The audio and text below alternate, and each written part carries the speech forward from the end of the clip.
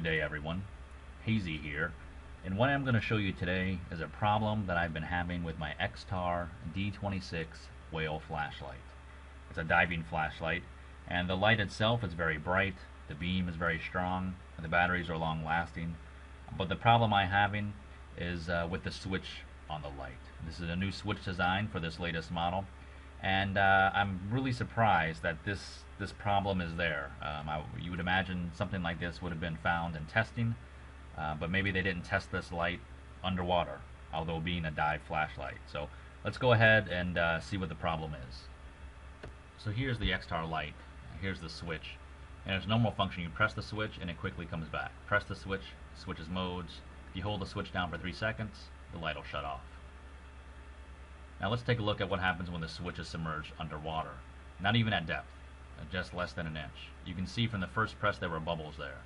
The air seems to be escaping from under the switch, being replaced and filled with water. As you can see now, when the switch is pressed, you can see how it doesn't come back to its regular position at normal pace. Almost gets to a point where the switch itself is stuck, almost like there's water built up underneath the switch, and it causes to where you can't turn the light on or off. You can see pressing there, and it won't function. So here's a second clip that's going to show really how bad the switch itself is. I found it was even worse in seawater and salt water. In this next clip, you'll see that when the switch is pressed, the water is built up underneath the switch. You can see it's in the unlocked position. The switch is not locked. But you'll see as the switch is pressed, it gets to where the switch won't even come out.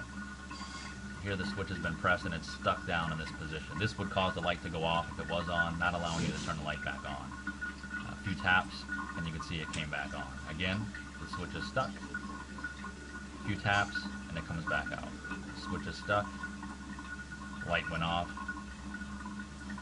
Still stuck. A couple taps and it finally comes back out. Now sometimes the switch won't come out even after taps. Here you'll see a couple taps on the switch. The light has gone on, it's come out. It's pressed, it's stuck. And now I'm going to knock the light on the base of the sink a little bit to see if I can get it to come out. You'll see it's not coming out. It's going to take a couple little taps on the switch. And now you see the light has changed and it's gone out. Now what I did notice when I was spearfishing with the light was that at depth, at 20-30 feet, the switch was stuck like this, just like you see in the picture. Couldn't switch modes. If I had turned the light off, I couldn't get the light to come back on because of the switch. Now here you see I've taken it out of the water, and you'll see the water squirt out as I press the switch.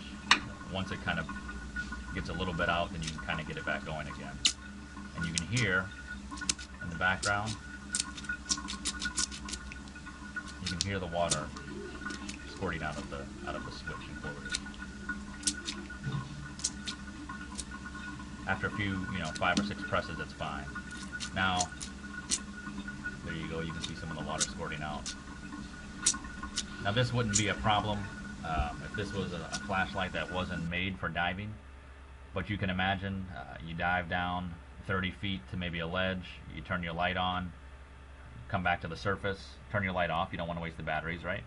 You go back down to the next spot, and the light won't come on because the switch is stuck. I find this to be a huge problem, especially if you were scuba diving, it would be even worse. I'm a free diver, so at least I can raise my arm at the surface, get the light out of the water, hit the switch 5 or 6 times to clear it, and then I can make my next dive. If I was scuba diving under bottom time of 45 minutes, it would be an extreme pain to have to turn this light on and off every time, pressing it multiple times. The first time I free dove with it and spearfished, very frustrated. Next few times I've just learned to hold the light out of the water and repeatedly press the switch. My previous Xtar light had the slide magnetic switch, much better functioning. I hope if Xtar comes out with their next model, they will use the slide switch like was on the D06. The D06 switch is much better than the switch on the D26. If you could get a D26 with a D06 switch, I think you would have one of the best spearfishing lights available in my own opinion. The light, the output of this light is amazing. If you go into caves or you look under ledges, depending on what type of fishing or scuba diving you may be doing, this is some may call it a backup light. I would almost use it as a primary. If you're underwater, if your bottom time's less than an hour, this light will stay long and lit for the entire length of the dive.